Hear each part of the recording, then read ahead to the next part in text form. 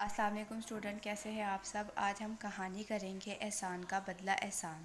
احسان کا بدلہ احسان جو ہے وہ پیج نمبر 48 پہ ہے۔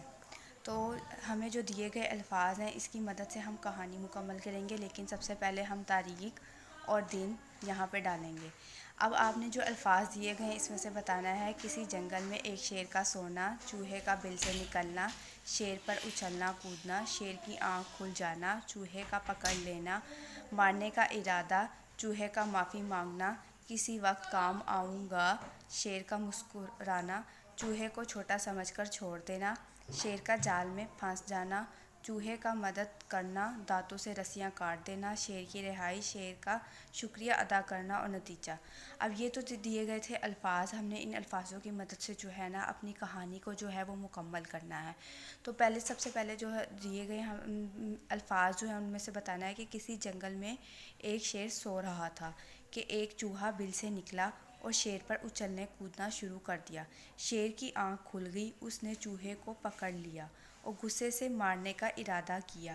چوہا ڈر گیا اور معافی مانگنے لگا۔ اس نے کہا، آج مجھے معاف کر دو، کسی وقت میں آپ کے کام آ سکتا ہوں۔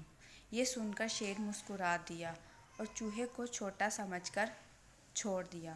خدا کی کرنی ایسی ہوئی کہ ایک دن شیر شکاری کے جال میں پھنس گیا اور دھاڑنے لگا۔ شیر کی غرض سن کر چوہا اس کی مدد کے لیے دوڑا۔